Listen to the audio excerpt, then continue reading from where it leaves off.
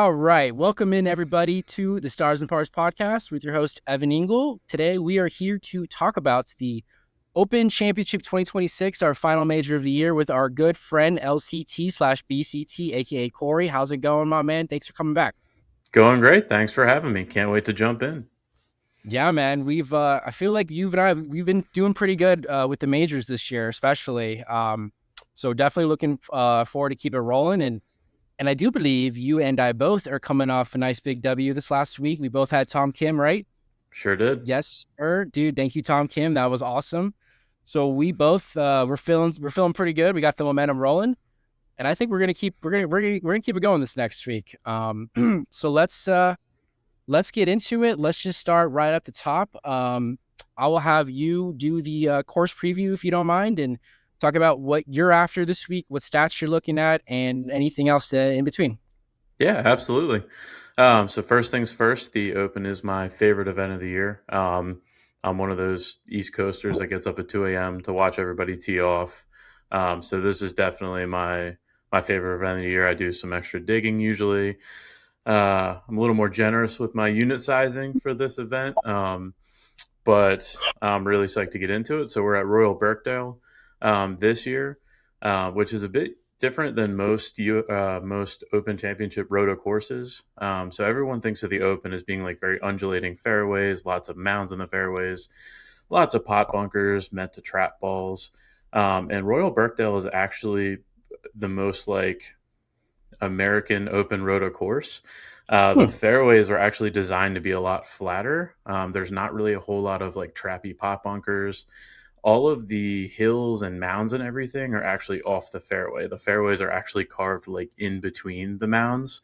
Hmm. Um, the greens aren't super slopey. They still have the usual open like runoffs and stuff. And they're very small greens. But this course, you're going to hear a lot of different people say it is pretty much designed to be a fair test. So you're going to hear that a Hmm. lot on the broadcast. Um, and basically, what they mean by that is they want it to bring the best golfers to the top. They don't want good shots to be punished by getting bad luck. They want bad shots to get punished severely, which I'll Hmm. talk a little bit about. And so this course, more so than the usual Open Championship, is really meant to bring like the best, just tee to green players to the top. Um, Okay. and so one of the ways they do that is the fairways are narrow. And off the fairways is a first like cut of rough, then some fescue, and then some really nasty stuff. So people that have really wayward drives are going to be in some real trouble here. Hmm. There's gorse bush, really thick rough that you're not getting anywhere near the green. You're chopping it out sideways, trying to get back in the fairway. So accuracy is going to be important, Okay. but more so, I'm actually going to be looking at guys who just don't spray the ball. So I'm using a stat called distance from edge of fairway, which Okay. basically tells me if they miss, who doesn't miss by a lot. So the Oh. guys whose misses stay like somewhat playable. Um, and then just accuracy in general. I want guys that hit the fairway. I'm going to be staying away from guys that have just big misses. And wind is going to be really important this week. Right now, it looks like it's going to be somewhat docile for an Open Championship. It's looking like 20-ish mile per hour winds sustained with gusts of like 30 to 35, which might sound like a lot, but it's really not crazy for an Open Championship. That being said, when I looked at the last two that were held here, I looked at the leaderboards and tried to kind of see what stuck out to me. The first thing I noticed was that there's really good around the green players were near the top of Okay. the leaderboard. And a lot of them had either traditionally lower ball flights or they're really good at manipulating lower ball flights. So Hmm. I'm actually going to be looking at apex height as another pretty important stat for me this week. I want guys who have naturally low ball flights or who are really good at hitting those kind of low under the wind shots. Um, and then scrambling is going to be important. So everyone is going to be missing fairways. They're tight. The course is going to be playing hard and firm. So anything near the edge of the fairway has a chance to roll off into the rough. So we need guys that are going to be able to save par, get it up around the green, take the big numbers out of play. And those are kind of the biggest things I'm looking at. And just in general, strong tee to green players. I'm targeting the best golfers. probably not going to be a whole lot of long shots for me here. Yeah. Most of my bets are going to be near the top to middle of the board. Okay. I feel that. That's kind of where I'm leaning as well. Um, Obviously, I don't really do much course research, as all my methods completely different, but that's really helpful to know. So you think if someone lands in like the rough just off the fairway, does that take a potential birdie out, like like for the most part, or is it like these guys are automatically going to be scrambling for par, even no matter what, if they're in the rough? I think anything in the rough, not on the fairway, I think pretty much takes birdie out of play unless you get really lucky or just hit an unbelievable shot. Okay. At that point, I think they're just trying to put it up around the green, hopefully get on the green and two putt for their Right. par. Okay. The aggressive shots are going to have to come out of the fairway, especially as firm as it sounds like it's going to play. Um, Right. but again, the real trouble is going to be once you start getting like 15 yards off the fairway. That's when the real dense stuff starts coming into play. Can't wait. That's always the best part of the open, man. Okay. Well, that sounds good. Let me talk about the astrology outlook really quickly, and then we'll kind of get into fantasy DFS kind of pricing, and we'll move on and we'll get to outrights eventually. So this week, the Sun and Mercury are still going to be in Cancer. Venus is in Virgo. Mars is in Gemini, and Jupiter is in Leo. The Moon, which is pretty much the most important thing I usually pay attention to, it's going to travel through Leo the first day or night of the tournament, Wednesday night. And then at 8:08 p.m. Eastern on Thursday, which will be around before the start of round two, it's going to move into Virgo, and it's going to stay there all day Thursday and all night Friday. And then Saturday morning before the final round at like 1 a.m. Eastern, the moon's going to hit Libra for the final round of the tournament. So what does this mean? Well, this is a big career week for Cancer placements, Virgos, Libra, Leo, Scorpio, but especially Sagittarius and Capricorn placements. Now, if you've watched the show before, you know, I kind of break down the astrology and like what I target. And there's something called the 10th house of career in astrology. And this is when players win tournaments. This is what the trend, the pattern I've noticed throughout. And the best example I could use with these specific transits, it's almost a carbon copy of the U.S. Open last month when Wyndham Clark won. It was as well a Virgo moon for the first 2 or 3 days, and then the last day was the Libra moon. And Wyndham has a ton of Sagittarius in his chart, and that is the main sign I'm after. And that kind of explained why he won not only the U.S. Open, but also the month before. Was it the CJ Cup? Byron Nelson? What was that birdie fest he won? You know what I'm talking about with I Siwoo and do. Scott. I Yeah. forget the name of it, but it was about a month before, and it was also under a Virgo moon. So there's kind of like a recurring pattern here that I'm noticing, especially this year, especially with Wyndham. So, so basically, Sagittarius and Capricorn placements are my main plays of this week, but I do have consideration for everything else that's happening: Cancer, Virgo, Libra, Leo, and Scorpio, and we will definitely dive into that a little more as we get into more of these picks. Other than that, yeah, that's pretty much all I have to say for what I'm looking for. So let's dive on in. We're gonna go do. If you've watched this before, you guys, we're gonna do what we usually do: go through the DraftKings daily fantasy pricings. So I say we just kind of start with 9K and above, and if you're starting a lineup, or you just want to talk about any of these guys in this range, be my guest. Let's start with you first. Sure. So we'll start off. My favorite play of the tournament, my first outright, is Matt Fitzpatrick. I was really hoping that he was not going to win Yeah. today because I knew I wanted to play him this week. And Mm-hmm. it ended up working out really great for both of us because we both hit Tom Kim, and now I get Yep. to play Fitzpatrick this week. So Same. he's got he's got the lowest apex height on tour by a pretty substantial margin. Hell So he's yeah. got the naturally low ball flight that I'm looking for. He's now playing back in his home country of England, and this is one of the guys on tour that we can see how important certain tournaments are to him. The RBC Heritage was super important to him because his family vacation there. So this is one of those guys that really gets in touch with certain events, which Right. I love this being in his home country. He's been playing unbelievable golf. Mm-hmm. Um, and his approach this week was out of this world. I can't believe he didn't win with the numbers that he put up. Right. So he's coming in with incredible form. He's got a win. He checks off a lot of boxes. So that's my favorite play of the tournament in this range. Um, if you want to start with one of the big dogs up top, I would probably, not probably, I would definitely be looking at Rory instead of Scheffler. Gonna say. Um, Fleetwood is interesting. I think the hometown vibe is going to be really overblown with him, and I really wanted to play him, but I just in an event where it's going to take a big dog to win. He's great. I just don't think he's got that killer instinct that some of the other guys in this range do. So as much as That's fair. I'd love to play him, I couldn't quite get there. I might Well, if the number goes down. let's talk about Tommy real quick because Tommy's one of my guys. But talk to me, what statistically, I guess, what is it like? Does he have good flight apex? Is it like he's really good around the greens? He's pretty solid at keeping it in the fairways. Um, he's got a really good chart for this week, so I'm tempted to go after him. But talk to me a little more about your qualms with him. So he checks off a lot of boxes. Really, the biggest issues with him would be one of the kind of prerequisites a lot of people are looking at for this week is high finishes in majors, high finishes this year, Mm. wins.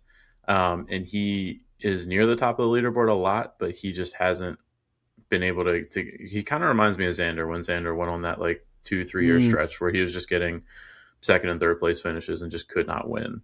right. Um, Everything else points in a really good direction for him. His approach was looking good last week. With him, I think it's just down to his putter and his mental. Um, Yeah. his putter hasn't been nearly as good as we've historically seen it.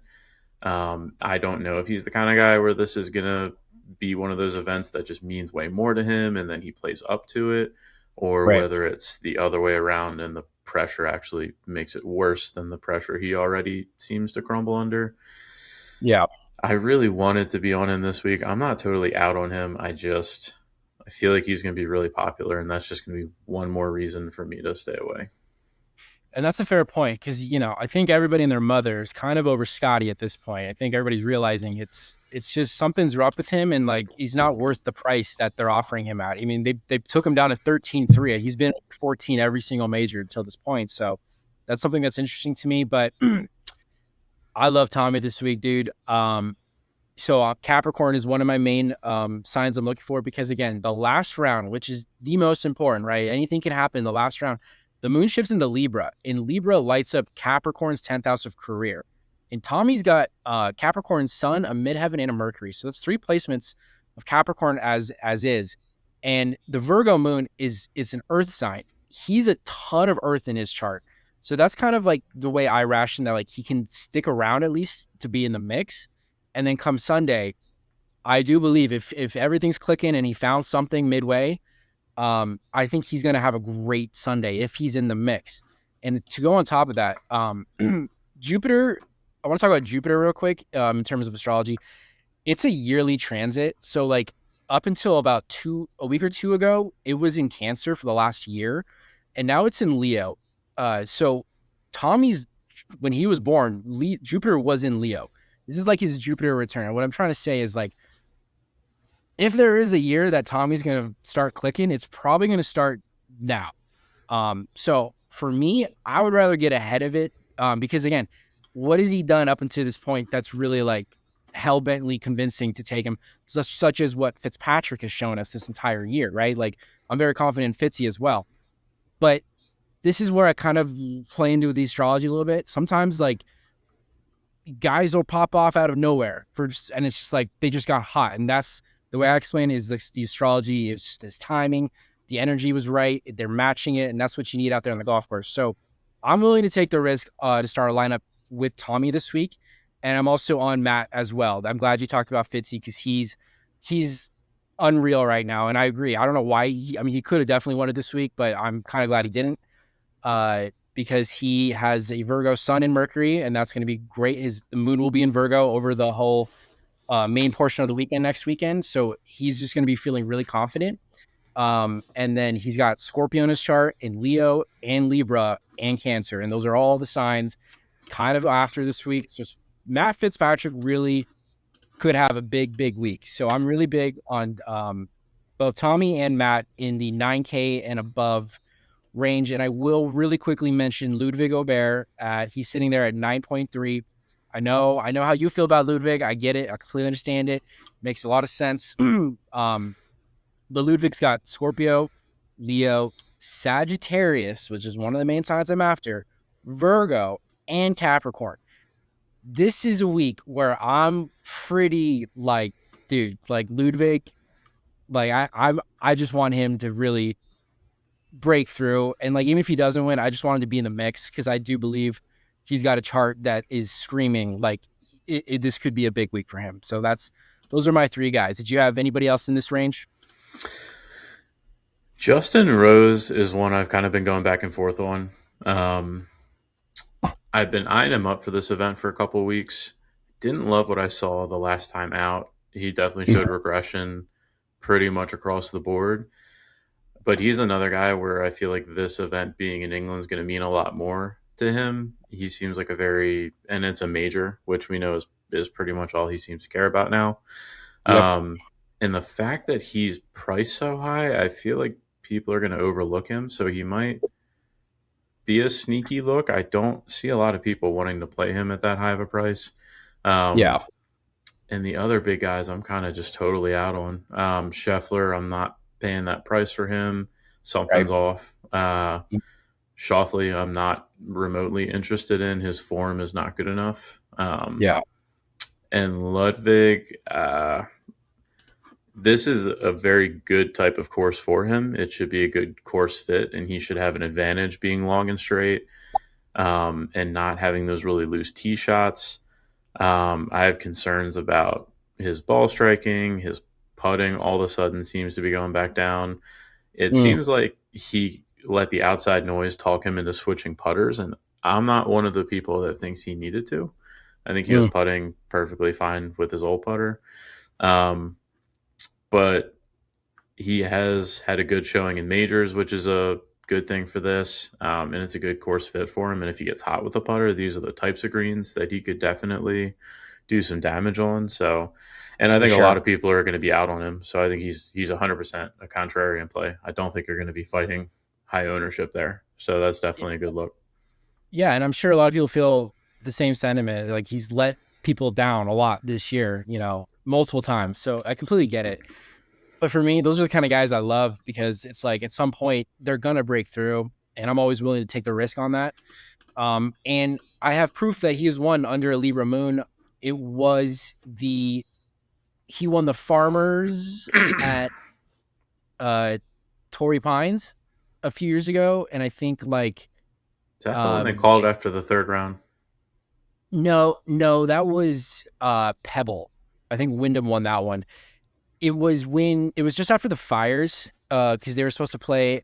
Right. Maybe it was the Genesis. Maybe it was either the The Genesis because Genesis. they played Tory twice within like a month or two. And Right. he won one of those tournaments, and he won under a Libra moon. And his Mars is Capricorn, so Libra lights up Capricorn's 10th house of career. So he has the ability to win under these certain transits that's going to be happening during this weekend. So that's kind of why I'm like I can't completely write him out. But real quick about Justin Rose, he's somebody I really teeter-totter with too. He's got a really good chart this week. He does have Virgo in his chart a little bit. He does have Libra, Cancer, Scorpio, and Leo, and those are all the signs I'm after. But I'm a little upset he didn't play this week, right? He wasn't in the field at the Scottish, so I would have liked to see him come out and see how he was with Link's form right now. I'm sure it's always going to be good. He's British, but like I wanted to see what he was looking like this week, so I'm a little hesitant. But obviously gonna keep my eye on him if he does come out, and come out with force. So we shall see. Let's move on to the next range. Let's talk about let's do 8K and above. There's only one, two, three, four, five, 6 or 7 guys in this range. Is there anybody here that you're liking this week? I actually like most of this range quite a bit, which is one of the reasons I'm not really looking at Scheffler or Rory. Fitzpatrick's the Right. first guy I'm looking at because I really Mm-hmm. like this range right here. I think every single golfer in this range you could make an argument for, except Bryson. Not remotely Yeah, interested in him I at was gonna all. say it. Although the irony is, this is the best possible open course for him, other than St. Andrews, because of Don't how tell me flat the this. fairways are. Don't tell So me this. he's not going to have to contend with the uneven lies. He's still not a play. Nobody should be touching him unless you just want to be He's got to contend with completely, him. unless you want to just completely go against the grain and just take an absolute shot on someone no one's touching. Um, Yeah. but Hatton's at the top. Hatton was someone I bet this week. I love his form right now. He's showing good form with all parts of his game, Hmm. which usually that's the sign that someone's about to win, is if they're gaining strokes in all categories, Okay. especially ones that they've been like lacking lately. And Right. he's looked great. And of course, it's in England, so I think Yep. all the England players are going to kind of get a boost from everyone this week. For Myself sure. being one of them. Morikawa, I find very interesting.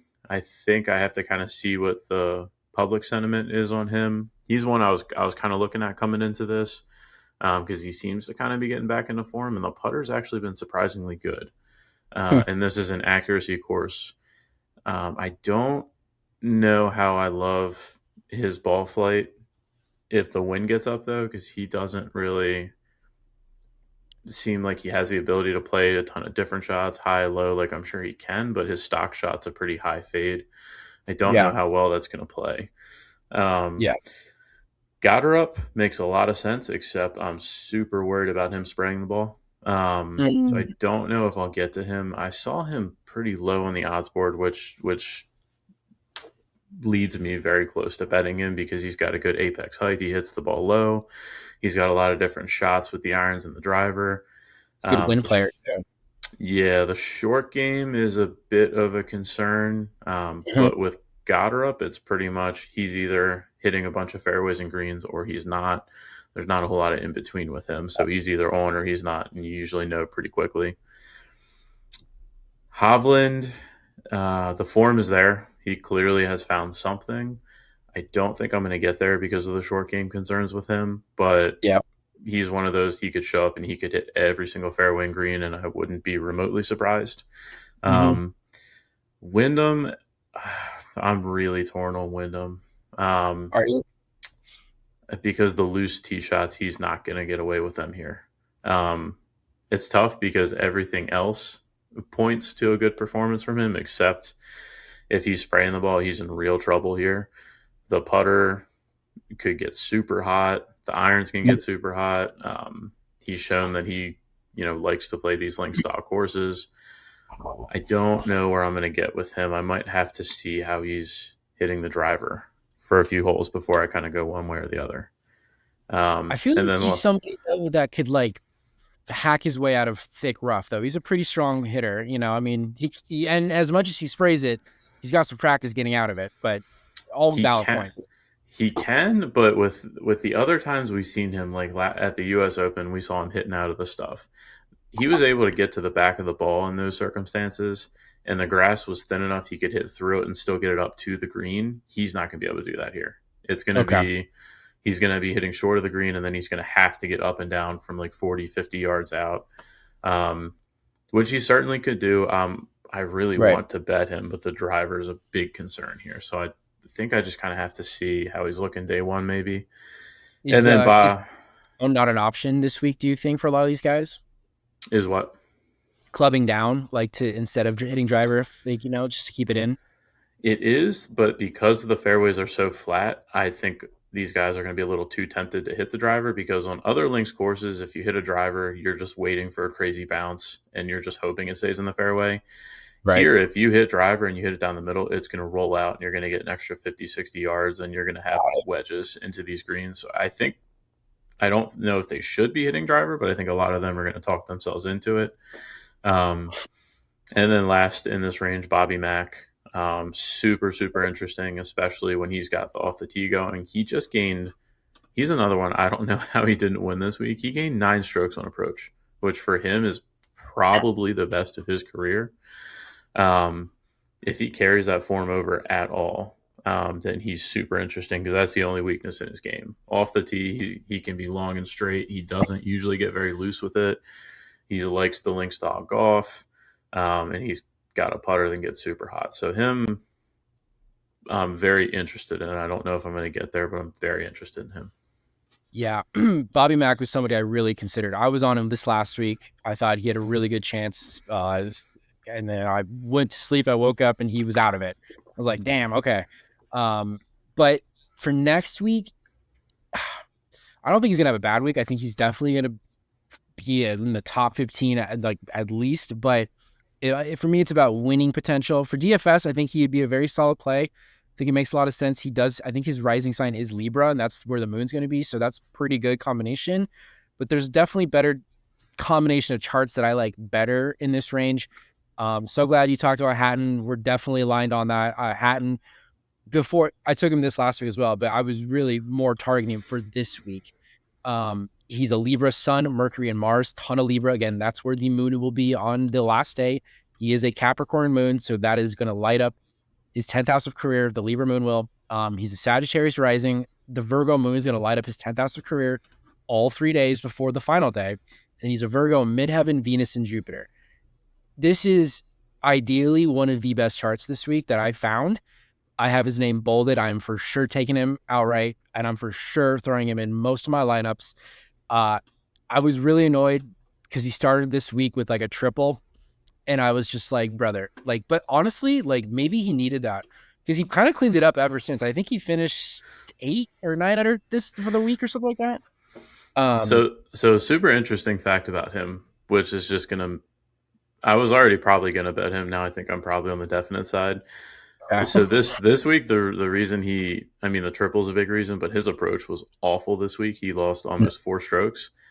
But the last 3 times that he lost strokes on approach, he balled out the very next week.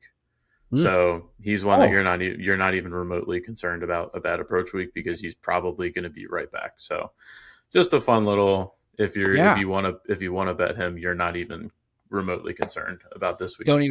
Don't even think twice about it. Just do it. That's really reassuring to hear. And I think he's such a competitive guy. I really feel like this was kind of like get out the bad shots kind of week, and now he's going to hone in, and he's going to be boosted through the astrological energy of next week. So I'm very confident in Tyrrell. So very happy to hear that. I'm going to stay away from Colin. There's not enough in his chart for me to get there. Bryson, for the same reason I liked him at the U.S. Open, it's the same reason I do like him this week, but I personally cannot get there anymore. He lost me after last time, and if he pops off, I'll live with it. Personally, I'll live with it. Like, I don't think he's gonna win. I think he has to battle himself more than anything, and it's like I don't want a player like that. I want someone who's feeling good, who's finding their game, and is a proven winner and stuff. So, in terms of who else in this range, I guess Goddard would definitely be my second guy in this range. I didn't love that he won last week, but because it's kind of the fatigue thing, and then like he kind of was in it up until today, and then he kind of like you could tell the fatigue kind of got to him. So next week's interesting, but he's a Cancer Sun and a Libra Moon, and that's where it's going to be on the final day of the next week. Cancer Sun, Libra Moon. He's got some Leo in there, some Virgo, and some Scorpio. It's an interesting play. I'm a little back and forth on if I'm going to actually bet it. I did have him written down, though, in my outrights, but he's somebody that I do think at 8,500 could definitely perform really well. And he's proven to win on these kind of courses. He won last year's Scottish Open, and he's a great win player. So that's the reason why I like him. But my favorite play from this range is Mr. Wyndham Clark, who, again, like I said at the top of the show, this is almost a carbon copy, at least from like the moon transit of the U.S. Open. We know he's proven to play really well under Virgo. It lights up all of his He's got like 5 or 6 Sagittarius placements, so it's a very, very strong indication that he's going to play well. And his moon is Libra. That is where the moon will finish, in Libra on Sunday. That's the exact same thing that happened on Sunday at the U.S. Open. And yes, he struggled on that last day, but he had such a big lead that he kind of could afford to do that. So I'm not saying it's going to go the exact same way at all, and it's a whole different course and it's a whole different country. But when Wyndham is confident and he's not going crazy on the course and he's not breaking clubs, like I feel pretty confident to take him as well. So I've actually bet him last week. So I'm already in on him. And he's won enough for me in my betting career that if really he loses, he loses. It's all good. But really like Wyndham to come out and play strong. So Wyndham, uh, Goddard up, and Hatton are my three from the 8K range. Let's move on. Do you have anything else, or you should move on? Just real quick, I have a theory on Bryson and why he for like I'd say sucks. Obviously, he doesn't suck, but like when it comes to events that matter against full fields, he sucks. Yeah, I kind of think he's like planning on YouTube being his career. I kind of think he's like, nah, I don't need to go back to the tour. So I kind of yeah. think part of that competitive drive is he knows that he's going to be done with like competitive golf in the near future. And so Mm-hmm. like these majors, like he's not grinding like he normally would. He just doesn't like care like he normally would. Yeah. Um, because It's it's an been a opportunity to pretty boost his YouTube page, I guess, it, showing up it's here, right? it's been a pretty massive fall off, and I can't really think of another reason unless he just like because he's a very planned out guy. So I kind of feel like he's got his next 5 years planned out, and For sure. I don't think you're far off. I think the YouTube thing's really sounding more and more like it's his thing. And I mean, I don't know. I think you're right. I think like he's won a US Open. If that's what he wanted to achieve and he's good with that, then more power to him and focus on YouTube golf, I guess, but it's kind of interesting. And I do kind of feel like because of how he's played in every major and how everyone kind of thinks about him, it wouldn't surprise me if he like actually made the cut now and like maybe like had a splash. I don't know. Well, feel I'm like just not kidding, guys. I'm actually still good. literally, but like he's not getting my money this week. I'll tell you that much. So, all right, let's move on to the 7K range where we're gonna open it up a little bit more now. There's definitely at least 10 guys in this range. Um, who are you liking in this range? I got a couple names in here. First guy is definitely Russell Henley. I've already put a bet on him at 60 to 1. Okay. Um, he's got surprisingly good Open Championship form in his last two Opens that he appeared in, and just his game in general really fits with this specific course asks for. He's accurate off the tee. He doesn't miss big like at all. If he misses, it's close to the fairway. He can get hot with a putter. He can play different types of courses well. He's not really like a one trick pony. Um, and that open form is something I didn't remember him having. So when I saw that, I was like, okay, I feel a little bit better about this, seeing that he's played well in them before. What I'm were a, his finishes last two? he had a top 10, I know, um, and then like a top 15. I think it was two like pretty solid finishes. I was not expecting. It's kind of I sneaky. I figured didn't even know that. Yeah. I was expecting to see like a couple of like top 20s, maybe a top 30, maybe Right. a top 40. And then I saw before that he wasn't great. He had a couple of miscuts before that, but the last two he seems to have figured it out. Um, and he's one of those where he's kind of just going to stick around and be near the top all the way up into the fourth round. And then when it comes time for that round, whether he pops off or not. Yeah. But he's one of those where he almost never plays you out of it, so you're at least getting your entertainment value with him. That And is there's true. always a chance. Like he very rarely ever just leaves you high and dry. For Um, sure. I think Alex Fitzpatrick would probably be another one that I would be looking at. Yep. Um, the only thing I'd be a little concerned about is his recent form is finally seems like it might be coming back down to earth, but I mean, there's still definitely value here. And then you've got the hometown factor.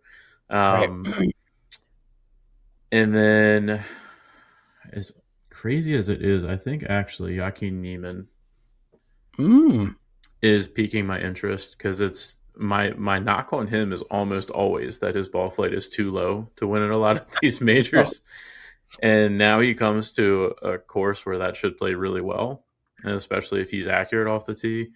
And I think he okay. might still have a chip on his shoulder about that whole situation at the U.S. Open, where he just Oh, went absolutely crazy after that two stroke penalty, and then he just played lights out the rest of the way. that's Um, right. and I feel like he's played bad enough in majors for long enough that people aren't super interested in him. So I think he might be like a somewhat under-owned guy in this range. For Um, sure. Those are the only two that really like jump out at me. I was very Yeah. interested in Brooks until I looked a little bit deeper, and just the recent form is a bit worrisome. But yeah, those Yeah. are probably the two guys that really stick out to me here. Okay. Well, Wako was not really on my radar, but I just looked him up and I might have to jump on board here. Dude, he's a Scorpio sun and a Cancer moon, which are really good this week. His midheaven is Libra, and that's where the moon is going to be on Sunday, winning time Sunday. So now I'm very interested. And get this, his Mars is Virgo, and that's where the moon's going to be. It's going to be in Virgo. And Mars, what I've seen is like has a lot to do with somebody's swing being in form. And if it's going to be in his Virgo Mars, the moon's going to be in Virgo. I think Waco's going to be live, dude. Like I kind of overlooked him until you said this. So now I'm like, I think he's very live, dude. You're right. Okay. Yeah, I'm in on Waco now. I might have to write him down. So I'm glad you brought that up because he was on my list, but Alex Fitzpatrick is on my list. And I too do agree he's been slowing down. It was a matter of time. He had such a crazy run. But like you said, Strux gain, hometown, like there's gotta be something in there. He's got three Capricorn signs. That's what's gonna be big for Sunday. Capricorn Sun, Midheaven, and Venus. He's a Cancer moon, so it's Cancer season right now. He does have a Sagittarius Mercury. That's one of the signs I'm after. Libra Mars is very big, especially on that Libra moon month. Dude, Alex Fitzpatrick, wouldn't that be crazy if both Fitzpatrick brothers are like kind of in the mix down the stretch? Like that would be some drama. That'd be fun. And I kind of want to buy into that. So I think I'm gonna definitely like get into that. I would love to see a little brother duo. And interesting you talk about Henley. He's someone that could totally steal a freaking tournament. So always live. He's always a scary look. Not a bad play at all.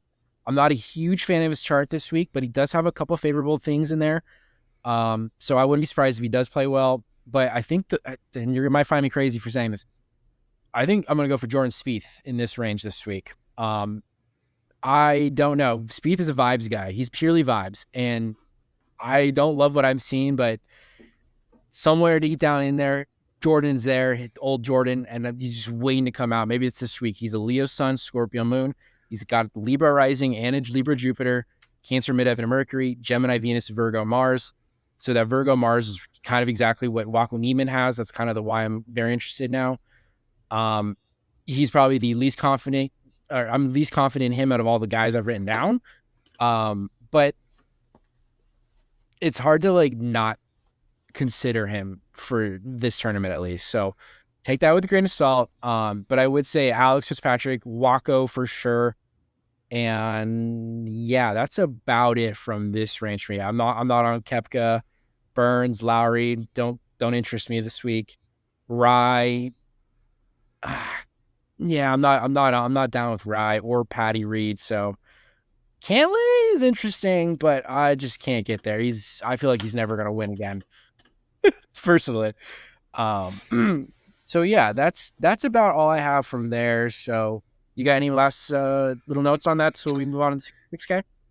I mean, the good thing about Spieth, if you want to back him, is he tends to be sticky with courses. Like he plays well on the same courses, and he won here back in 2017. So, This was the course he won at.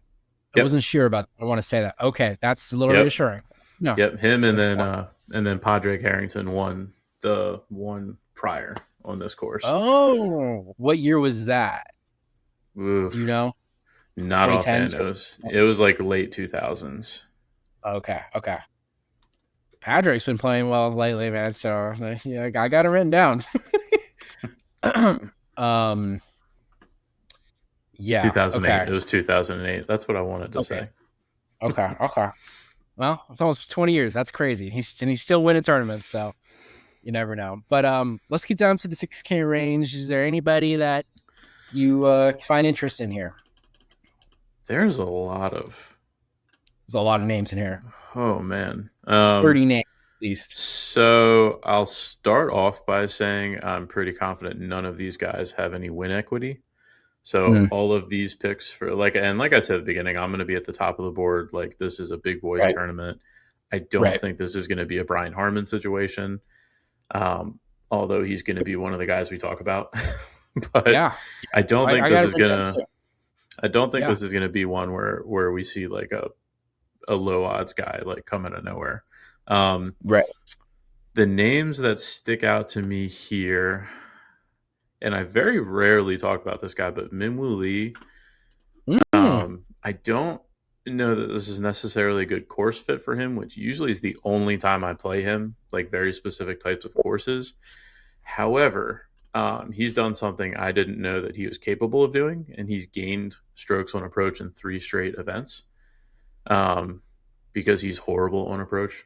I don't recall ever seeing him do it twice in a row, much less three. So clearly, there's something there. He's figured something out. right. And if that's the case, if he's hitting good on approach, then he's going to vastly outplay wherever he's priced. Um, I think Ben Griffin is interesting again, just from a value perspective. See who else is down here. Brian Harmon's in here. We kind of touched on him. Yeah, He's a guy that fits a lot of the trends I'm looking for this week and a lot of the stats. for sure. Um, and I'm probably going to bet him outright just in case he does it again, because Same. he hits a low ball. He's going to be able to hit Mhm. driver off all these tees because he's accurate. He doesn't miss big. And if he happens to get hot with his spaceship putter, then you just never know with him. Um, Yep. so he'll be sneaking on my card and in my lineups. Ricky Fowler is someone I've already bet at 130 to 1. Really? Um, I was really interested in him a few, was it like 2 months ago? He was playing really well, and Yeah. I thought he was going to rip one off, and then he fell off, couldn't putt to save his life. Yep. His last 2 events, he's looked really good, and he had a full gain last event, so he gained strokes in all categories: off the tee, approach, around the green, putting. Um, he's one of those guys that he can manipulate the ball flight really well. Um, he's really accurate off the tee, and he may or may not putt, but sometimes he gets really hot out of nowhere. Right. Um, so I think, especially way down here, he probably is going to be somewhat popular just for name value. But I really like his course fit, so he's definitely one for me. Real quick, Uh, looking at his chart, he's got 3 Sagittarius placements. That's what I'm looking for next week. He's got a Scorpio placement. When it comes to Sunday, the Libra moon, his moon is Aquarius, which is a fellow air sign, and generally that is a good combination. Nothing too much career wise though beyond that, but Venus is in Virgo right now, and that's part of the reason why Sagittarius are my main play. But the moon and Venus will both be in Virgo, so I think a lot of Sagittarius placements could pop off. So Ricky making the cut and maybe having a little bite at a potential getting in there, I would not be surprised. Don't know if he can win. Never say never. But it's another guy that you made me look at here that I'm like, oh man, I did not think about Ricky. That's a very, very good play. nice, you're making me feel really good about my card. What could go Yeah. wrong? Yeah, um, see that. and then I think the rest of this range really are kind of just looking for grinders. Um, There's a Matt lot of them in Wall, here. A lot Matt of names Wall, in here. yeah, Matt Wallace is one if you're just looking for a cut maker. Um, Okay. I think all he really does is make cuts at the Open. He's not going to finish any higher than 40th, but he'll make the cut, You make the and cut, yeah. he won't leave you a dead spot in your lineup. Fair Um, enough. Hao Tong Lee is probably going to be popular because he finished top 10 here back in 2017. But the reason I like him is just when he's on his game, like when I saw him win his event on the DP World Tour, he was just knocking down fairways. Like the driver just happened to be working that weekend. And with him, that's really the key because his approach, he can definitely turn that on. His putting, he can turn on. He's really loose with his driver, but when it's on, it's very on. Like he's not one of those in between guys. And I think that's the kind of guy you're probably looking for in this range. You're looking for grinders and then ceiling plays, guys that can just totally outkick their coverage. Okay. I think those are kind of the Bernd Wiesberger is kind of interesting. He had some form. Yes. I was looking at him last weekend, and he had some Yeah. form coming in. Again, he's not one that's really going to make any noise, but he might like be like a sneaky top 40 type of guy. Um, He's won a tournament about a month or two ago on the yeah, and DP. He's got I, form. and uh, and maybe like a nationality market, he might be one to look at too. Because I'm trying to think, it'd be like him and Straka, who Like is continental European maybe or something. Yeah. yeah. Um, so he might be one that I look at there. Those are Okay. Well, probably yeah. real quick, Burn, looking at his chart, he's got a Venus Virgo and a Mars Virgo, huge, and his Sun and Mercury are Libra, and his Moon's Cancer. So, yeah, that's kind of what I'm looking for. I agree with you. He could definitely, I think he'll make the cut, and I think, he'll be, like for DFS purposes down here, you're just looking for guys to make the cut, and anything beyond that is just bonus. So I'm fully on board with you with Burned as a good DFS play. Haotong Li is interesting. He did have a great open as well last year, playing with Scotty in the final group on the last day. His Mars is Libra. His Jupiter is Sagittarius. Two of the signs were after. Does have a lot of Leo. That's fine. I 1,000,000% could see Haotong making the cut as well. Um, and you're right. When he's on, he's definitely on. He has been struggling a little bit lately, but not a bad play at all. So I'm definitely on board with all of that. And then you talked about Brian Harmon. That is 1,000,000%. It's one of the guys I wrote down. I lucked out and got the outright hit on him when he won the Open a few years ago, using astrology. I knew nothing at the time, and it just happened to hit. But we're finishing under a Libra moon, and that's what we finished under last time, I'm pretty sure. Or it was happening during that transit. It was part of the reason why I took him. He's got a Capricorn sun and midheaven. That's what I'm looking for. Libra lights up that. The Capricorn's 10th house of career. His moon is Virgo. That's where the moon is going to be over the weekend. So he's going to be feeling really good. And his Venus is Sagittarius. And that's, again, Virgo lights up Sagittarius' career house. So long story short, Brian Harmon has a lot of career influence this week. And he's another guy I feel confident in making the cut. And man, if he spikes, who's to say he won't be in the mix? He's definitely got the capability. And if he plays into the strengths of the course that you were breaking down, more reason to go after him. So I do like Brian Harmon. I also like Mav McNeely. I wrote him down. I'm very indecisive on it. He does have a lot of Scorpio. It's a Capricorn rising, and he's got a Sagittarius, Venus, Mars, and Jupiter. So 3 or 4 of the signs we're after. Am I personally of the belief that Mav will win this tournament? Not really, but he's a guy I could think could make the cut and maybe could spike into the top 20. That's really good for DFS. And I know you and I were both on this guy last time or the time before, I forget. But I'm gonna give it another go with Cameron Smith. I know he had the new coach last time. I know he was kind of figuring it out. Didn't really do anything impressive. He's got a lot of Leo in that chart. His rising sign is Sagittarius, and his Mars and Jupiter are Libra. 3 of the signs we're after, but that's, I feel like for me, betting wise, that's going to be kind of like a wait and see what his form is. I haven't seen him play since the PGA or whatever. Like, it's been a minute. There hasn't really been any live tournaments. So he's somebody I want to consider. And then lastly, I know he had a better start this week than he finished, but Corey Connors is one of the names I kind of was thinking about. He's a Capricorn sun and midheaven. He's an Aquarius moon. That's an air sign. That's going to be really good for the last day. But what I really like is his Mercury, Venus, and Mars are Sagittarius. That is the main sign I'm really after this week. He's got both of his main signs, Cap and Sag, and his Jupiter is Virgo.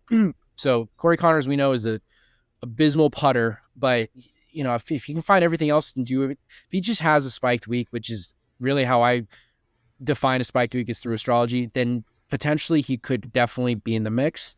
But again, that's somebody I'm taking with a grain of salt. All of these guys, really, I'm kind of taking with a grain of salt. I got a question for you, though. How do you feel about Jacob Bridgman and Max Homa? Bridgman in general, I'm really interested in a lot of tournaments. I think this is his first Open Championship. I'm not 100% sure. It's definitely Sounds right. his experience is definitely limited because I looked at him and I kind of immediately looked away. Um, Good to so know. the form is interesting, but I was pretty strict on when I looked at guys I wanted to see open experience and good open experience. I Yep. typically stay away from like either bad experience or no experience here. Kind of the same with the Masters. And if I get burned by it, so be it. Because more often than not, I'm not going to get burned by it. Um, Right. I mean, with him, the approach has definitely been getting better, which is what you're hoping to see. The putting is always going to be strong with him. Really, it's just you're curious how his game is going to transfer over. I don't know of any DP World Tour that he's played on, or if he's been over there. So I don't think he's got a I ton don't of think. experience over there. But um, I don't really Okay. think anyone's going to be looking at him. So that's another one that you're probably going to be pretty low ownership with. Um, He is a Sagittarius sun, and that's kind of something. And I think he's a Capricorn rising. I'm not 100% sure on that, but like that's two of the signs I'm after. But I'm with you. Like I'd rather have experience over here, who's come and played well on links. So I just was curious about him. But how do you feel about Homa? Because that's somebody I'm kind of looking at as well. Home is interesting. I think he's one that I'm gonna be waiting on because he switched caddies again pretty recently, which I Mm, was excited about because he showed some signs of life. mm. Um, I think I'm gonna be waiting a little bit for when he's been with the caddy for a bit longer, Okay. and I see some more signs with his game. But I mean, there's definitely signs there that his game's coming back. So um, I don't really think people have noticed that. So he's another one I don't think you're going to be battling ownership on. I don't think people have really noticed that he's kind of coming back to life. Right. Um, his game should fit pretty decently here, as long as his driver is like somewhat under control, which he used to be really accurate with his driver, and then he kind of lost that. But I think he's kind of getting it back. His approach, he's getting back. His putting has actually been really solid for a while. So definitely some interest there. I think I'm going to be kind of looking at him more towards the beginning of next year. Um, like the California events, I'm probably going to be looking at him pretty intently. Fair enough. I mean, that makes a lot of sense. Get some time with the caddy, and come back in next year, California, home state for him. He did finish 7 under this week, T39 at the ISCO. So I mean, that's the other thing is like I'm more about guys who've already been over on that side of, this week than coming over, for this week. So that's something interesting. But here's the thing with Homa: it's like he's got a lot of Sagittarius in his chart, and that's really the only reason why I even have him written down. So that's very interesting. Mars currently is in Gemini. His Mars is Gemini. So I think that has to do with like him finding his game a little bit right now. And then I talked about Leo being in Jupiter right now. His Jupiter is Leo. So like so to your point, for the next year, I do believe Homa will have some sort of resurgence. Is he going to start this week? That's a very hard thing to say and probably not, but he does have potential to make the cut, maybe get a T40. Like, and for DFS purposes, it's all you can really ask for at this range. So very interesting to hear what you have to say. We'll see. I'm very curious to see how he comes out this week. Especially having a decent week last week and starting to find some kind of form. And then real quick, how do you feel about Harry Hall, who missed the cut this week, I believe? I think he'd be a pretty tough play here. His driver's super erratic. He's all over the place. He's been known to switch drivers like every week. Like he's an equipment maniac. Oh Um, man, you don't want that. but the flip side of that is his putting is like otherworldly. Like he's one of the best putters Right. on tour. So I mean, if you happen to catch him on a good driver week, or if he drops down to like a mini driver, like I think if Min Woo, if I knew ahead of time if he was going to drop down to like a mini driver, all of a sudden I'd be a lot more interested in some of these guys. Um, and I mean, he can spike on approach. And I think if they end up, I don't know if they're doing it yet, but if DraftKings does King of the Course again this week, Yeah. that's the type of market I would be looking at someone like Harry Hall, where if you Okay. happen to catch them and they get really hot, you're going to get a ton of money because nobody else is going to be looking at them. For sure. And he can get a ton of birdies. He's definitely has shown that before. I'm a little concerned about the form. So I don't know. He's got a lot of Virgo in his chart, and that's where the moon's going to be. So that's why I'm curious. I feel like he could have a better week this week than he did last week. So that's why I kind of had to write him down. But again, we're kind of starting to pick at the bottom here. So um and then real quick, uh Lucas Herbert, you got anything on him? Because he's got a somewhat decent chart this week, but not too fond either of him, but just want to hear your thoughts. I know that he's known to be a really good wind player. Other than that, I know he's like super streaky. He's had some really good ball striking. Um, I feel like I used to a couple of years ago when he was on the PGA Tour. I used to bet him like a decent amount because he's one of those guys that can just come out of nowhere and just Right. kind of like Thomas Dietrich. I kind of think of them in a very similar vein. Um, Oh yeah. but no, he's definitely. I know he's a good win player, so he could definitely be a sneaky look there. Well, I want to say within the last 3 months, 2 months maybe, he did have a really good showing, back to back or like a few events in a row from Live, and I think he won one, and like he ran away with it, and then almost got chased down, but he ended up winning it, and then he's been playing decent. Couldn't tell you how he's been since, but if we're talking astrology, he's got a Sagittarius Sun, Mercury, and Jupiter. He's got a Capricorn, Venus, and Mars. Those are the two signs I'm really after. Scorpio, midheaven as well. Um, so Herbert's one of those guys that, like, even if the form's not there, based on my principle of my method to bet, he's kind of got what I'm looking for. So I think at least in one lineup, I'm probably gonna make a few different lineups. He's probably gonna be one of those low price guys to that I might start a lineup with and then work in from there. So Real quick, I'm looking at his stuff now. It is worth mentioning that he has missed the cut in 3 out of the last 4 Open Championships. The oh, one okay. and the only one he didn't miss the cut at was at St. Andrews, which Mm. is kind of just like super wide open and you can hit it Right. absolutely anywhere. Um, Is it his driver that costs him, you think? yeah, he's kind of all over the place with his stats, except his approach has been really good, which is kind of how I remember him being. Um, Mm-hmm. so really, he's another guy where you're kind of just hoping that he doesn't hit a lot of driver this week, and he just keeps it in play and lets his irons do the talking. Okay. Good to know. Good to know. All right. I think we spent enough time on that. Let's wrap it up real quickly. There's the 5K range. I think, yeah, 5K is the lowest. Everybody else in between. Is there anybody in here? Because I actually can mention at least two or three guys just for fun. But do you have anybody you might want to mention real quick? So I guess Well, I put him in the Burnthorpe, he's wrong. never I was gonna gonna be here. say I guess I put him in the wrong range. Wiesberger's Yeah. under 6. Um, Well, that's good. That's a very low price guy that could definitely make the cut. Jesper Svensson, I definitely think is a guy I'd be looking at. I played him as one of my Mm. bets this week. He made the cut. Had a really good first 2 rounds, and then he kind of fell off. But his form is really heading in the right direction. He's shown a lot of positive signs, and he did play on the DP World Tour, so you're getting that links experience with him. He can hit it Um, far too. I know that. yeah, so he's one I'd definitely be looking at. Uh, oh, Ballister's playing in this. That's interesting.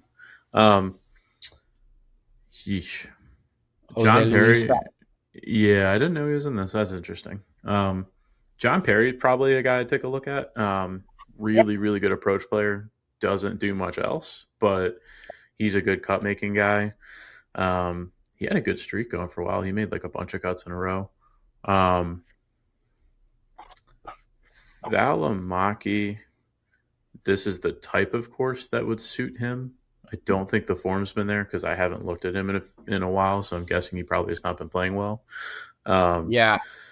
but he's the type of guy that you want on a course where you just want to see fairways and greens, and then maybe his putter takes over. He was on the DP Um, World Tour. He's won on the DP World Tour, so he can definitely play in these type of courses. That's for sure. mhm. Nakajima just had an amazing Yes. tournament this week, and he's a Yeah. super talented guy. So this could be him finding it. So down in this range, I would definitely be playing him just in case he continues that form because he was playing great. Yeah. Um, I on top of the Tom Kim hour I had Tom Kim top Asian, and Nakajima was giving me the sweats a little bit. And so yeah, he's definitely popping up. think that would pretty It's pretty much. it's pretty bleak down here Yeah, for an event. if you're looking at anyone else, I'd probably be looking at the English DP World Tour guys because they tend to kind of be sneaky in these opens. Like Andy Sullivan is a name I remember from the last few opens. Adrian Sadier is a Frenchman who has good approach and Yep. not much else. Southgate's an Englishman. I think he he had a really good showing at like his local course. That might have been where was that? Hmm. Royal Liverpool, maybe. I don't know what his form is. These are just guys that I know play in the Open pretty much every year. How do Martin you feel Kuvra. about Laurie Cantor? I used to be really interested in him because he used to be crazy good on approach. I don't know what he's been doing lately. He is a Scorpio Sun in Mercury, Capricorn Moon and Rising, Virgo Midheaven, Sagittarius Venus, Libra Mars, Cancer Jupiter. Every single sign I'm after this week. I have him written down. He's for sure somebody I would probably take, and he is English. Ooh, I'm pretty sure. this guy cannot putt to save his life. Ooh, Now is that the weakness? go! It's pretty terrible. He's oh Oh no! man, he's losing like 3 to 4 strokes an event. That's Dang, impressive. really? That's impressively bad. I mean, How's everything else? he gained strokes putting at the U.S. Open, so I guess you can hang your hat on that. Um, That is weird. Okay. his ball striking is good. That's kind of his calling card. And then Mhm. his Open Championship history got some stuff there. A couple of top 30s. So I mean, yeah, if we're dumpster diving, I have no problem with him. And you're just if he Yeah, happens to have a good putting week, then he's definitely making the cut. So yeah. Is he playing on Live or is he on the DP World yeah, Tour? he was a He's on DP Live, World right? Tour, and he was like dominating the DP World Tour. Yeah. He was getting a bunch of top finishes. Then Liv picked him up, and he pretty much sucks on Liv Well, for that's kind those of fields. understandable. But I mean like the ball striking's there for sure. He can't putt Okay. at all. He's just oof. That's got to be Okay, that's one. no. And I mean, Whew. are the grades pretty diabolical this week, or are they pretty straightforward for links? No, they're not nearly as like undulating and hilly as what we're used to seeing. They're definitely more friendly than that. Um, Okay. a few YouTubers and stuff have played the course recently. Mentioned that it's not like a ton of super breaky putts. Okay. Um, so this kind of sounds like one of those weeks where bad putters probably have an advantage. That's good for the Corey Connors take then. Yeah, Laurie Cantor might only lose like 1 stroke putting this week. Anyway, well, totally. If Uh, that's the Yeah, so case. yeah, this might be like a team no putt week. But then when you look at Spieth and Patty winning here, both at the time were very good putters. So maybe that Okay. argument's not as great as it Okay. sounded in my head. Well, speak of the devil, Patrick Harrington is somebody I wrote down simply because he's kind of on a tear and he just won the senior US Open again. And I think he won another Champions Tour event not long before that. Like I bet Champions Tour pretty much every week, so I keep an eye on it. Um, it's hard. I mean, he's a Virgo Sun in Venus. He's a Capricorn Moon. Those are the two of the signs I'm going after. Scorpio rising in Jupiter, Leo Mercury, and Midheaven Aquarius Mars. There's not really much bad in here. Um, and when we talk about experience, like a guy like Padraig, like you can count on him to like come out and play strong, even if he's getting older. And maybe making the cut. That would be crazy. I mean, he's all the way down here, but like I feel like if we're picking down here, he's not a bad play if we're if we're really reaching for the stars. You know what I'm saying? So Padraig was somebody I wrote down, and then Henny Duplessis, who is also on the DP World Tour. I forget his is he South African or Yeah, something? I he's South forget. African. Yeah. He's a And big boy. he pops off, dude. I mean, I follow DP World Tour every week. He's one of the top 5 favorites in odds usually every single week when it comes out. I don't think he did too much anything this week, but hey man, listen to this. He's a Libra Sun, Mercury in Midheaven, Capricorn rising in Jupiter, very similar to Terrell Hatton's chart. Virgo Venus, Leo Mars, Scorpio Moon. All 5 signs that I'm after this week. Um, Another European DP World Tour guy. I think he's probably going to earn his card to be on the PGA next year if he keeps it up. He's had a really good year. So who's to say he won't have a good Open? I'm very very curious. Especially for fishing for anything down here. Not the worst play in the world. Where is he's 5,700. So and he played last week in the Genesis. So I like that he's already been over there, and he's over there as is every week anyway, in Europe. So I like Henny Duplessis a lot, in this range at least. So Henny, Laurie Cantor, Padraig.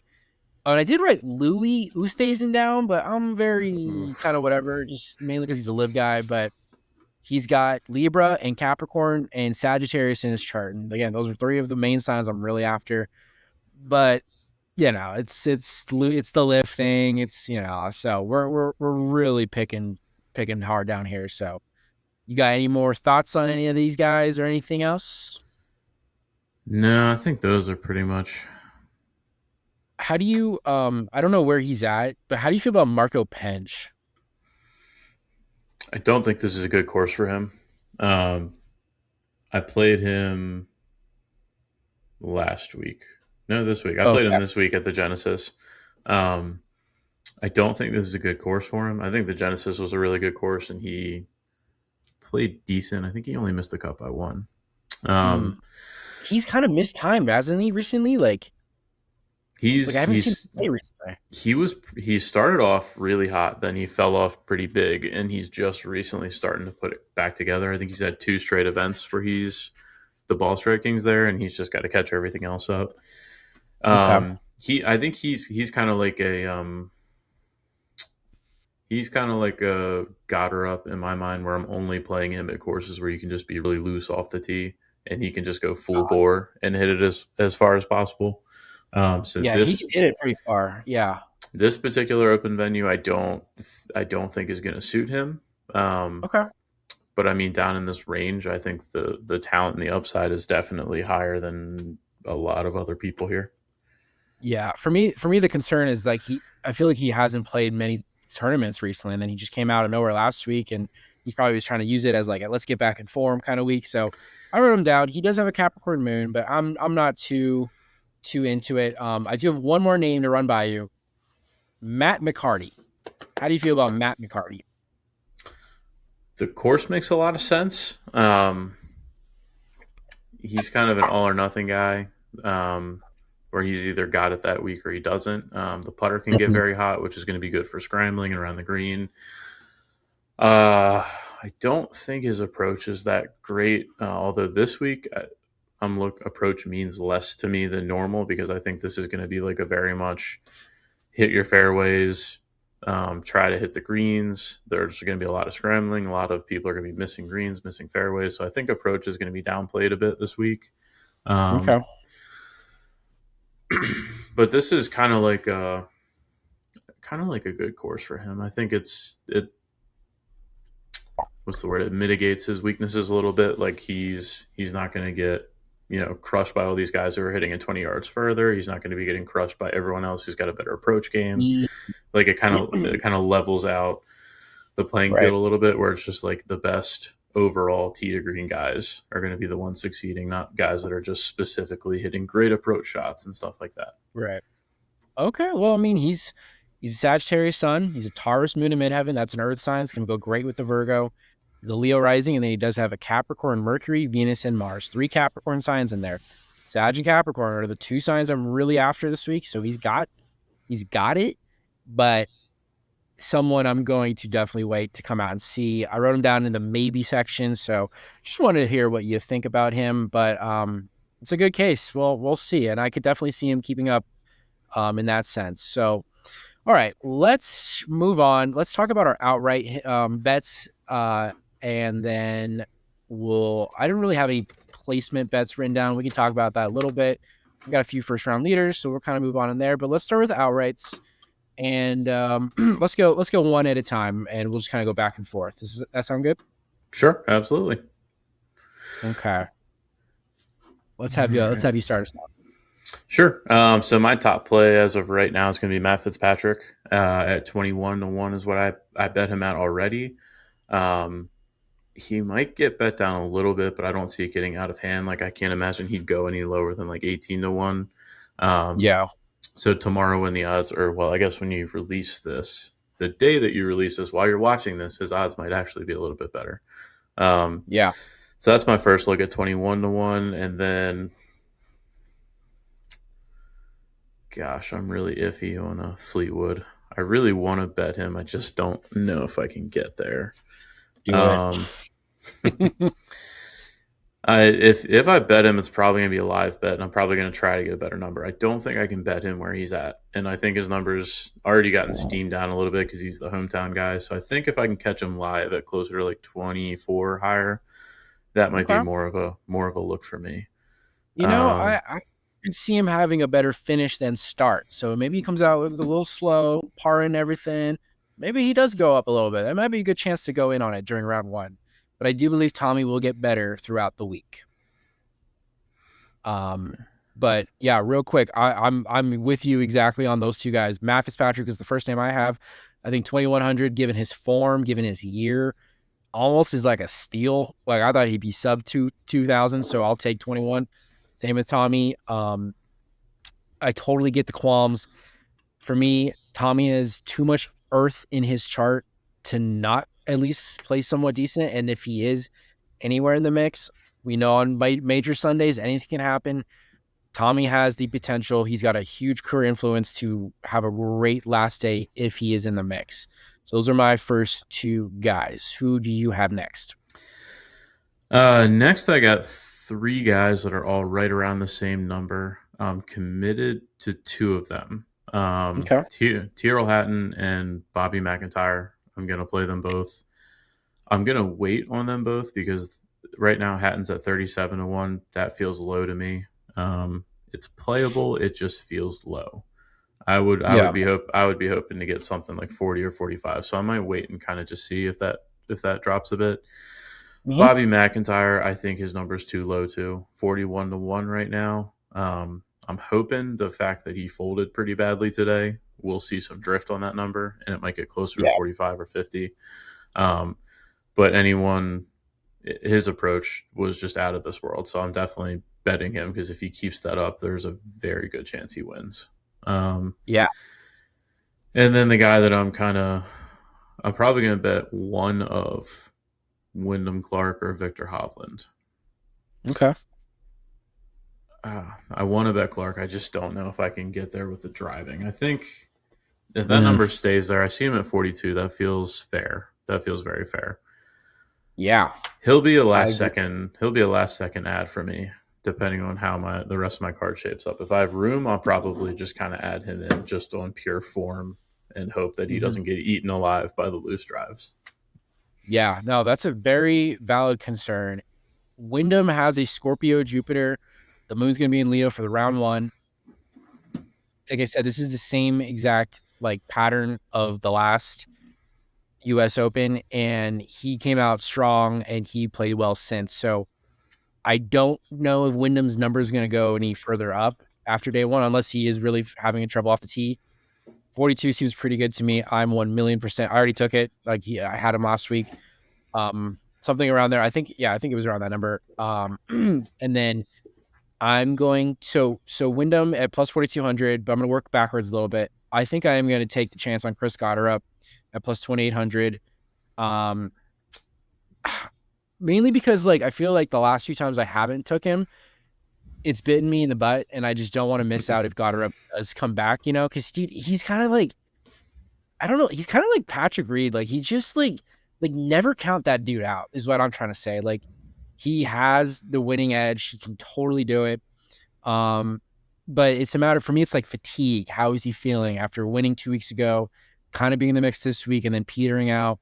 A little concerning, but I don't mind it at plus 2,800, and then I'm going to take a gamble on Ludwig this week, man. I plus 3,100. I get all the qualms against him, but he does have Sagittarius, Virgo, and Capricorn, Scorpio, and Leo. Those are really solid chart for this week, but I'm not too like I'm taking him, but like he's not my most confident play. And then you talked about Tyrrell, and we talked about Tyrrell is definitely on my list this week. There's just too much Libra, Capricorn, Sag, and Virgo in his chart, plus 3,700. So I love Goddard, Aubert, Haddon, and Wyndham Clark from around the mid range. And let's get it back to you. Who do you like next? Next up is Russell Henley, who I already talked about. I've already bet him at 60-1. It looks like it's dropped a little bit. Anything above 50, I think, is still super fair for him. Um, but I think he fits what this course needs really well, and he's got surprisingly good open form the past few years. Mm-hmm. I think he's just going to hang around all weekend. Like he's never going to be out of touch from the leader, and you're kind of just going to be waiting to see if he gets hot or if he just kind of hangs around there. Um, Yeah. and then Yaki Neiman, I see him at Yep. 60 to 1, which feels like a really low number. Where do you see that? I see him at 53 on DK. I'm seeing a 60 on FanDuel, Caesars, and Fanatics. Wow, that's a huge difference between those books. But get him at FanDuel then, yeah. Um, So yeah, anything I usually I would have expected him closer to 45 or 50. So 60 is a Yeah. great number. I think this is one of the very few major courses that suits what he does well. He's carrying Okay. form into it, and I still think he's kind of pissed off about that two stroke thing. So two stroke Yeah. penalty from the US Open. So I kind of feel like he might just come out um, really fired up for this. Well, I'm going to be joining you with that. You convinced me, and his looking at his chart, it's very, very good. I did not realize how good it was. Of all the live guys, Wako feels like pretty consistent, like in these type of tournaments. So I feel good. I see a plus 5,300 DK, get him at 60 at FanDuel. That's a really good deal. And then uh, I feel like I'm gonna regret this, but I'm gonna go for Jordan. That's plus 61. Uh, again, not very confident in it, but there's too much in his chart for me to like. If this is the week he finally finds it, I don't want to miss out. He's got a lot of good stuff in the chart, but not one of my confident plays. But I don't know. I'm very confident in everyone we've already mentioned. I do believe the winners should come out of the first names, but it's like, come on, we got to spread the chips out a little bit Got to here spice for it the up a little bit, yeah. have a little fun with it. Who doesn't like to root for Jordan? Like, come on, so put a couple of shekels on him and see what happens. But after that, dude, I don't have anyone until over plus 10,000. So do you have anybody before plus 10,000 you want to talk about? I keep looking at Minwoo Lee, and I think I'm gonna get there. It's because that Especially approach is after this just last week, right? there's he's figured something out. His approach has been Yeah. better 3 events in a row, and that was his only weakness. I mean, he can be loose with the driver, but if it's on, he's like a top 5 distance guy. His around the green is fantastic, so you're not really worried about him missing greens. Um, yeah, I think I'm probably going to get there. I see him at 70 to 1, which feels pretty darn Well, good. we'll say he's a Leo sun and his moon is Virgo. And again, it's going to be a Virgo moon. So that's going to be really feeling him. He's going to feel really good. My only concern is there's nothing when that Libra moon comes in on winning time Sunday that's going to be like boosted for him. But if he's in the mix, dude, I won't be surprised. So it's probably a really solid bet, especially as the number he's at. So I support that. I don't know if I'm going to get there myself, but after this week, he definitely opened my eyes as well. I was not expecting to see Minwoo in the mix. So yeah, I saw him on the leaderboard, and I was like, "What is he doing up here? He shouldn't fit this event." I was saying, Even though he won it, his win at the Genesis felt kind of a little bit. I don't want to say fluky, but it felt a little fluky to me. And then I looked at his stats, and I was like, "Oh, he might have learned how to hit his irons." yeah, that's what I'm saying. Like you never know with Minwoo, and he can definitely get hot. So that's a good play.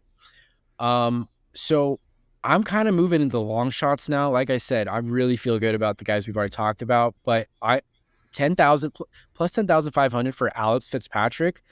I have to do that. Like just even if he's kind of petered off a little bit, just the whole year overall, I have the dream of seeing the the Fitzpatrick brothers in in a mix down the stretch in their home. Dude, that'd be so cool to see. So I definitely and you don't have to put a lot on it to get something good back, as we get down here. But I feel good about Alex. He does have a lot of Capricorn. I talked about him. He does have a Sag placement and a Libra placement and a Cancer placement. So that's really good. Um, that's a really good sign. And you know what? If this year is an Alex Fitzpatrick year, him winning the Open wouldn't surprise me. Wouldn't surprise me. It'd be really cool to see. So I have to kind of go for that. Um, and I guess my next one would be Brian Harmon at plus. Last time I saw was 12,500. Pretty good for a former Open winner. Pretty good for a guy who seems to fit the course. pretty good for a guy who's got a lot of good astrological signs this week career wise. So sign me up there. How about you? Yeah, I'm with you on Brian Harmon. And yeah, he's well above 100 to 1. I'm seeing like 125 to 1. Mm-hmm. And then I've already bet Ricky Fowler at 130 to 1. That just felt like too high for the form that we're seeing and for what should be a pretty good course fit. Um, and then I was just scrolling through. Who did I just see? I'm not going to bet it, and I don't necessarily recommend betting it. But Adam Scott at 125 to 1 feels way too long to me. Just for Link's experience, for what he can do ball striking. Um, Mm-hmm. oh, that's the other guy I saw. Jordan Smith is at like 200 to 1. He's an English guy who's got just a ton of talent. Um, Yeah. and he's That's someone we super, didn't talk about yeah, he's super streaky. I missed him in the DFS, but I was looking at the odds. He's super streaky. Um, for sure. but I think he just popped in like one of the last two events. I don't remember which one, but he was kind of Yeah. he was hanging there. Dude, very glad you mentioned him because I was going to talk about him and I missed him during the DFS part too. But I'm very glad he popped off this week and then fell off because it means he's finding something. He's getting closer. And I do believe this next week is suited for his chart way better than last week. Scorpio Sun in midheaven, Taurus Moon, Capricorn Rising. That's the one we're looking for. Sagittarius, Mercury, and Venus, Cancer, Mars, Libra, Jupiter. Dude, Jordan Smith, you guys, plus 19,500. Sign me up. I actually feel really confident about that, especially with how he played this week and fell off. I think he can find it next week. So I It, love that play. it was the Charles Schwab. He went 65-65 in rounds 1 and 2. That's what I was thinking of. Damn. I think he may have been leading, but he was like there. Yeah, you're Um, right. Remember. but yeah, no, especially for DFS and for people playing in pools, Yeah. um, I think he's a great look. Fellow Brit, he's there. Former DP World Tour guy came over. I think this is his first year on, or first or second on the PGA Tour. So he's kind of a newish, but I think he's kind of figuring it out. So definitely glad that you mentioned that. And then working backward real quick, I think I'm going to take a chance on Corey Connors at plus 14,000. Again, we're throwing half units on these now. Like I'm kind of spreading out just for fun, just in case. So I like Corey Connors and gonna wait to see how Cameron Smith comes out. Plus 13,000, a lot of Leo, a lot of Sag, Libra, and Cancer. But can you win it? Can you win it? I don't think so. So that's why I'm a little. Um, and then other than that, I did say Bridgman. We talked about Bridgman. That's kind of wait and see. Yeah, I guess for the rest, it's kind of wait and see. Oh, I got one for you. We didn't talk about anything on Pearson Cootie that you might find interesting. Not for this setup. He's another Okay. bomb and gouge putt. Like he's kind of Sam Burns without the approach. Who, Okay. by the way, if Sam Burns actually plays and his wife doesn't end up having the baby, I don't think anyone's going to be looking at him. This could be one of those sneaky spots for him where he just Okay. goes insane with the putter. Because his approach was looking really good for a while.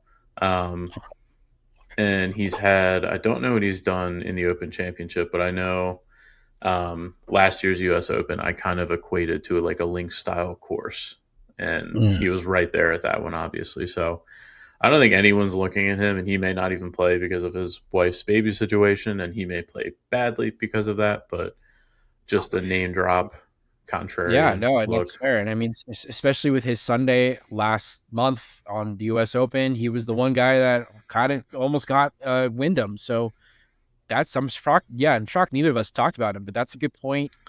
But don't love his chart. He does have a Libra rising though, and Leo and Scorpio. And some Gemini in there, so it's not a bad play. Very interesting, and yeah, I mean, yeah, he's got a vendetta to win a major. With the last year or two, with how it feels like he's getting closer and closer every time. So that's interesting. That's very interesting. Was there anybody else down here? I mean, Laurie Cantor was the one guy I wrote down, but I mean, we're really reaching here. Again, I agree with you. I think it's I think a winner's coming from like six plus 6,000 or lower. You know, um, so I don't know. How are you? You got anybody else, or is that it? That's everyone for me. Yeah, pretty same here. So one more time. I'll say my guys. You say your guys. Just to repeat. I'm going Matt Fitz, Tommy, Goddard, Aubert, Hatton, Wyndham, Wacko, Spieth. So that's 1, 2, 3, 4, 5, 6, 7, 8, 9. I'm trying to keep it. And then Alex Fitzpatrick, Brian Harmon, Corey Connors, and Jordan Smith. And I feel pretty good about that for me. And then you want to repeat your guys real quick? Yeah, so I'm locked in for sure on Fitzpatrick, Hatton, Henley, Neiman, Minwoo, Mm, Ricky, and Harmon, which is probably what 7 or 8. Definitely locked in on those guys. yeah. And did I say Bobby Mack? If not, I'm betting Bobby Mack. Um, Yeah. Yeah. That's and right. then I'm looking very intently at Fleetwood and Wyndham, Mm. and I don't know I'd what I'm gonna say do with go. him yet. If you had to pick one, I feel like, wow, actually, don't take that back. Don't listen to me. I don't know. I would just take them both personally, but you do you, man. Yeah, I feel good about both of them, but Wyndham has proven he plays so well under Virgo placements that like I can't not take him personally. But I feel you. That's a tough confliction. um, okay, so we're pretty much done with the outrights. I don't really have any placement bets down real quick, but do you want to like just pick one to like one top five, one top 10, one top 20, just for the sake of it? Yeah, I mean, I think Fitzpatrick, like top 10 right now, is probably a really solid bet. He's playing insane. I don't see him not being in it. So I Mm-hmm. think that's like a pretty. I don't know what his number is, but I'm guessing top 10 is probably plus Uh, money. plus 220, I see a top 10 for Matt So Fitzpatrick right then, now. what's top 20 is probably close to even. If it is, I think that's a It, on slam the slam dot, dunk. on the Yeah, dot, plus 100. top 20 is a slam dunk for me. I think that's a super safe bet, especially for even Yeah, money. it feels like a Um, lock. yeah, no, I like that a lot. I probably would take a look at Ricky for a ladder placement, like a 20, 30, and Mhm. 40. Okay. Um, He's plus 820 to be top 10 and plus 340 to be in the top 20 yeah, I like that 3-1 for a top 20 for sure. for him. I like those are probably the only ones I really. Harmon is plus 345 to be in the top 20 as well. If you're betting him, I feel like it's like top 10 or nothing because I don't really. I think he's either got it or he doesn't. I don't think he's gonna be like just kind of chilling in the middle of the leaderboard. I think he's either gonna be making some noise or Mm-hmm. he's gonna miss the cut. He plus might plus be. 840 to be in the top 10. That's a pretty good number. Yeah, I think he's one of those call your shot guys. Like if you're gonna bet him, you bet something crazy and see if you catch lightning in a bottle. That's a good point. That is a good point because he can definitely pop off and do that. Um, yeah, I'm with you on Fitzy top 10 plus 220, double your money for a guy who has probably been the most consistent, I'd say, overall for this whole year. Like, and played great this last week. And we kind of got him right where we want him. Played well, didn't win, but like, man, him holding the Open trophy, I could picture that. But like finishing the top 10 feels pretty safe. So I'm with you on that. Um, for a fun like top five flyer, Wyndham's plus 840 at top five. I might dabble with that. That's kind of interesting because if it is his week, um, and he doesn't win, I could see him falling off, top two, top three. At least you get that. So that's a pretty good number. And then Wacko is plus 210 to be in the top 20.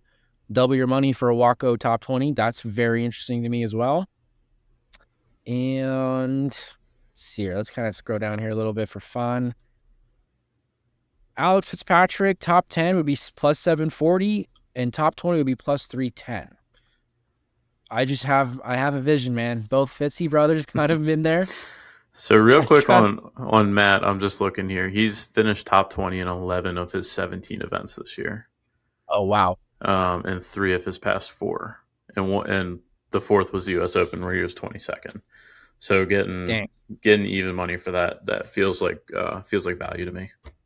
for sure. That's a really, it's almost should be like minus on that one. I was expecting Um, like, well, if you do it with ties, which usually I do mm, bet with ties because you can really get screwed with that. It's probably more like a let's, minus 125 ish with ties would be my guess. you called it. It's minus 120 with ties for Matt to finish in the top 20. So that's a good call. But even then, pay a little bit of the juice, but at least you get the Mm-hmm. payout if he's tied on the number. Totally worth it So when you're betting placements. yeah, that's actually a really solid idea. I like that a lot. All right. Other than that, you want to talk about top 30 real quick, just so we're like reaching down for fun. Um, I would say Patrick Harrington is plus 640 if he's got a week of his life, get in the top 30. That's very interesting. Henny Duplessis is plus 435. That's also very interesting. Matt McCarty, plus 385 to finish in the top 30. All of those guys, definitely, I could see them doing that. What do you think? Anything in there? What's Hao Tong's number for top 30? Like He's two. plus 300 I was on the just about to dot. say Plus 300. 3 to 1. I should have said it before you said Yeah. it. Well, you're good at these guesses for sure. Yeah. It's um, pretty good play. yeah, I like that at 3 to 1. I think he's live to kind of be in the mix for the first couple rounds, and then round four he probably fades a little bit. It's kind of what he does, but yeah, three to Yeah. one for a top 30, I think is a pretty decent look. Okay. Well, I say let's move on. Just kind of finish it up here real quick. I know we're about an hour and a half in. I could talk about some first round leader guys. Is that something that you're looking at this week? Yeah, I'll probably get a little bit of exposure. Probably not much. Why don't you start Last us off? major. Okay. Well, so the first day of the tournament, it's going to be Cancer Sun Leo mode. Leo lights up Scorpio's 10th house of career. So if you have Leo and Scorpio in your chart, which a lot of the guys we've talked about do, I'm very interested in that. And the number one guy that we keep talking about is Matt Fitzpatrick at plus 3,800 to be the first round leader. He's got He is a Scorpio rising and a Leo moon, and also he's got the Virgo. There's a lot of Virgo in the sky right now. Like, I would not be shocked at all to see Fitzy come out really strong, coming off a good week. Plus 3,800 is a great number for that. Might throw a little baby unit on that. So I really like Fitzy in the first round, from this top range at least. If you like him Um, first round leader, you should take a look and see what the market is for him to win wire to wire. Because if you like him oh, outright and you like him first round leader, you might get a pretty crazy number wire to wire for him. I don't. It's definitely not out yet, but when they release it, it Yeah, might be worth looking at. Because I bet that's you a good call. wire to wire for him is probably 50, 60 to 1. Yeah, no, you're right. Okay, that's very interesting. Okay. Um, Another guy I like with Scorpio and Leo in their chart, who's I think is gonna have to go, is Ludwig Aubert at plus 4,300, who has shown to have better starts than finishes this year, if that's the continuing theme. But I think he could definitely come out solid. The astrology suggests so, at least. So we'll see about that. And then Justin Rose is plus 4,700. He is a Leo moon, and I think he does have Scorpio in his chart as well. So I think Jay Rose would definitely be someone I'm also curious to get. But again, he didn't play this week, so I'm a little. Yeah, he's a Scorpio rising, midheaven Leo, and a Sun Leo. So, dude, yeah, actually Rose might be a legit. So Fitzy, Aubert, and Rose definitely on the top of my list right now for first round leaders. Um, Bobby Mack is a Leo, so that's not a bad play either for coming out strong. But I feel like Bobby is he gets better throughout the week. I feel kind of guy, you know. Um, and then if you want to take a gamble, Wyndham has a Scorpio Jupiter, and he the first round leader at the U.S. Open. Did he win Wide Wire? Yep, he did. Yeah. So, and we started off that tournament with a Leo Moon as well. So there you have it. And that's right. I did hit a big first round leader on him that week. I remember I was telling you about that. So, if trends continue, I wouldn't be surprised. But given the concerns of the course and everything, maybe not. I feel more confident in Fitzy, Aubert, and Jay Rose to come out first round leader strong. Is there anybody you're feeling come out strong? Yeah, Fitzpatrick was going to be the one I was going to say. Yeah. I'll probably only bet two. Fitzy will be one of them. Funny Do you enough, go full units? You do that for first uh, round leader?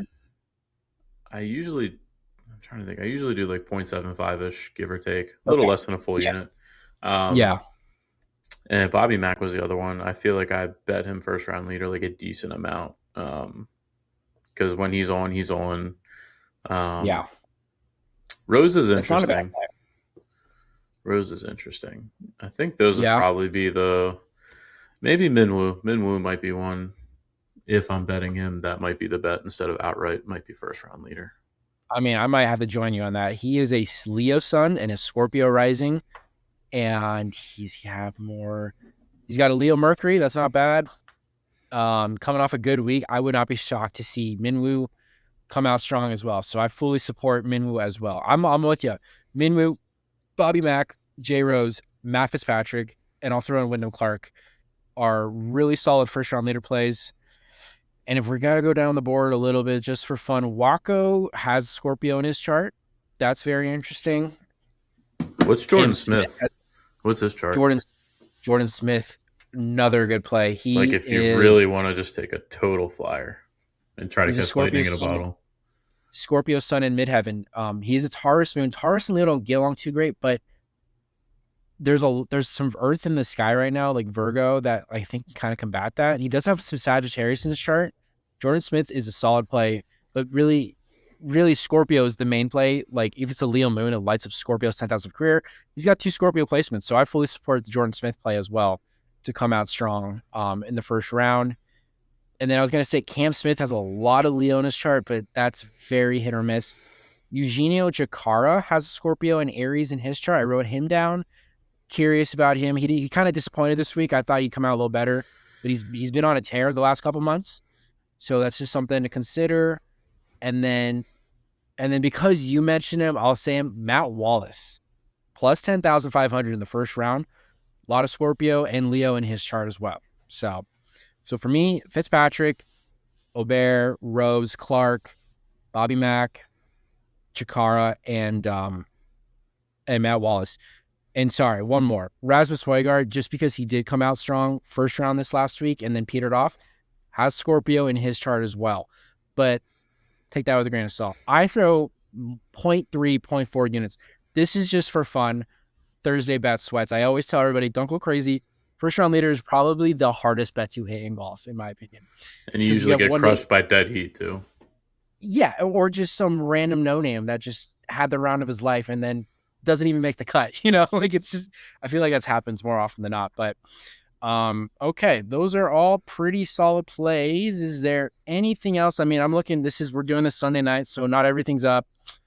There's not much else on DK. The region is like top European, top rest of the world, so it's nothing crazy. It'll get more fun, I think. By like Tuesday, we'll have all the fun stuff up there. But overall, how do you feel, man? You feel pretty good about this week? Because I'm feeling pretty good after our sesh here.